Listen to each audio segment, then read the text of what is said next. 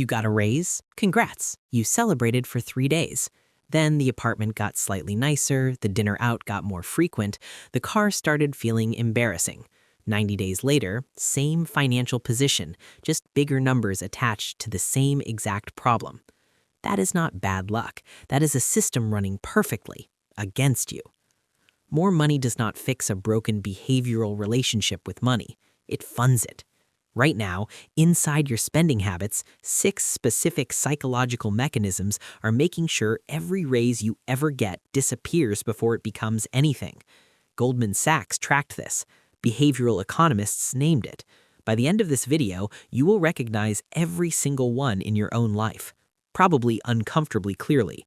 Because the most expensive belief you will ever hold is that the next income level is where it finally clicks.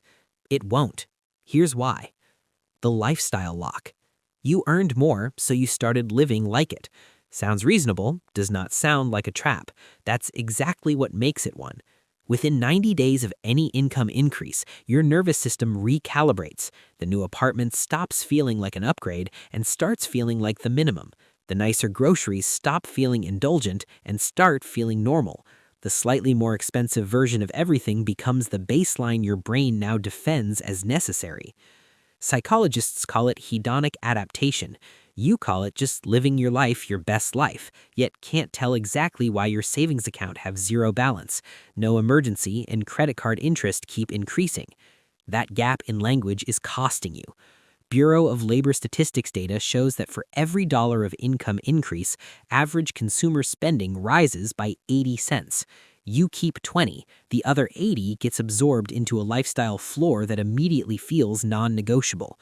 And you cannot feel it happening. It does not feel like overspending. It feels like finally living at the level you earned. That feeling is the trap. Here's the one rule that dismantles it. Before your next raise touches your lifestyle, automate every dollar above your current take-home directly into investments, not after you see it, before. The lifestyle lock only engages when your hands touch the money. Remove your hands. The upgrade that never arrives cannot become the new normal you spend a decade defending. That one was about behavior. This next one runs on something harder to control. The status debt spiral. Think about the last genuinely expensive thing you bought. Now ask yourself honestly, who did you picture seeing it? Not consciously. Somewhere in the background of that decision, there was a face, a colleague, a friend, an ex. If you can picture them right now, you did not buy a product, you bought a social signal, and you were probably still paying for it. A Federal Reserve study found that when someone in a neighborhood wins a significant lottery prize, bankruptcy rates among their neighbors measurably increase. The neighbors did not get poorer. Visible wealth triggered visible spending as a status response. This is not a character flaw. It is a documented neurological reflex. Your brain reads someone else's upgrade as a threat to your position and generates immediate pressure to respond. The spiral runs like this. You spend to maintain position. Spending creates real debt. Debt creates anxiety. Anxiety creates pressure to signal that everything is fine, so you spend again. This loop runs at $50,000. It runs identically at $500,000. The numbers scale. The spiral does not. One question breaks it. Before any purchase above $200, ask, am I buying this because it genuinely improves my daily life, or because of how it will look to one specific person? Name the person, out loud. If you can name them, put it down. You are not shopping. You are financing someone else's opinion of you, at interest. That one is personal. This next one takes down people who are disciplined and genuinely trying. The automation gap. You have lived this exact Thursday, got paid Tuesday, told yourself you would move money to savings this week. It is Thursday evening, you are tired. You open the app, see a number that does not feel catastrophically low, tell yourself you will handle it Sunday, and close it. Sunday comes, there is less than you remembered. You transfer less than you planned, or nothing. The month resets. That is not a willpower failure. That is what happens when financial intentions meet a depleted brain at the end of a long week. Urgency always beats importance. Tonight always beats the future when the decision is manual. Behavioral economist Shlomo Benartzi found that automatic enrollment in savings programs raises participation from 49% to 86% without changing a single dollar of income. Same people, same paychecks, radically different outcomes. The only variable was removing the manual decision. Close the gap once. Transfers execute within 24 hours of every paycheck. Investments first, emergency fund second, debt third.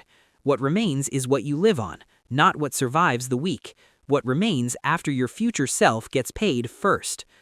Set it up this weekend because the next one shows exactly what waiting another income level actually costs, and the math does not forgive you. The invisible ceiling. You have a number in your head. A salary number, the one where the stress finally stops, where saving becomes easy, where you get serious about all of this. You know the number. You have revised it upward at least twice.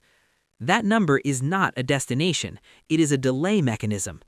Killingsworth and Kahneman's 2023 joint research tracked happiness against income across hundreds of thousands of people. For 80% of the population, happiness rises with income, but the driver is not the spending the income enables, it is the margin and control the income creates. The moment lifestyle inflation eliminates that margin, the happiness gain disappears. Income kept climbing, the sense of security did not follow. And while you wait for your number, the compounding clock runs without you. $100 invested at 25 becomes over $2,100 at retirement. The same $100 invested at 45 becomes $430. Every year you spend waiting for the right income level to start, you are not just losing money, you are losing the years that make money multiply. No raise buys those years back. The invisible ceiling is not a number on a pay stub. It is the belief that the current version of you is not the one who builds wealth. That belief is the most expensive thing in your life right now. And the next mechanism is what makes it permanent. The debt permission system. Your income went up. Your credit limit went up with it. Your bank did not do that as a favor. They did it because higher income makes you a more profitable borrower. And somewhere in your behavior, you read a higher limit as permission to spend more. A slightly larger car payment, a personal loan that felt manageable on the new salary, a balance that felt temporary because the income to clear it was theoretically there. This is the debt permission system. Higher income creates psychological authorization for higher debt. Higher debt creates higher fixed costs. Higher fixed costs eliminate the margin the higher income was supposed to build. The raise solved nothing. It just raised the ceiling on the trap. The average American household carries $104,000 in total debt, excluding mortgage. The fastest growing debt category is not credit cards among low earners. It's personal loans taken out by households earning above $100,000. More income, more permission, more debt, less margin than before the raise. One rule ends it: no new debt on anything that depreciates. Before any financed purchase, the question is not, can I cover the payment? It is, does this grow or shrink? If it shrinks, cash or nothing. One mechanism left. This is the one that makes every other trap on this list permanent if you never name it. The compounding identity tax.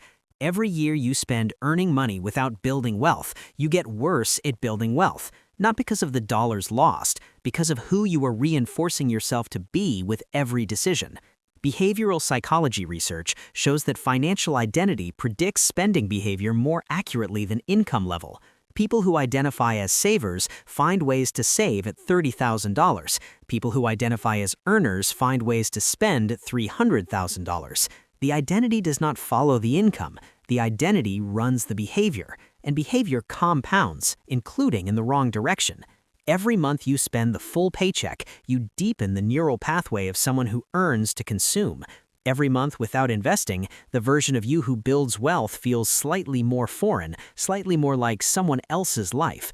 Eventually it becomes a decade. The decade becomes the compounding years you needed most and cannot get back. The shift from earner to owner does not require a higher salary. It requires one question asked differently of every dollar. Earners ask, what can I buy with this? Owners ask, what can this buy that produces more? That question, starting this week, is the first payment toward a different identity. and identity is the only financial change that actually sticks. You came in believing the raise was the answer. Every mechanism you just learned, the lifestyle lock, the status spiral, the automation gap, the invisible ceiling, the debt permission system, the compounding identity tax, none of them care what your salary is. They run on behavior. They run on identity. They run on the gap between what you earn and what your life costs. And that gap does not automatically widen when your income grows. For most people, it silently stays the same, no matter how hard they work or how much they earn. The people building real wealth are not always the highest earners in the room. They are the ones who recognized these mechanisms early, automated the difference before lifestyle consumed it, and stopped waiting for a number that was never going to save them. That shift is available at your current income, right now, before the next raise. If this reframed how you see your money, subscribe. The next video builds the exact system, the accounts, the automation sequence, the decision framework that closes the gap between income and wealth permanently. Understanding the 6 mechanisms is not enough. You need the structure that stops them. Like this if it called you out, drop in the comments which mechanism hit closest to home. And if you know someone waiting on a raise to fix their money, send this to them now. The raise was never going to save you. The system you build before it arrives is the only thing that will.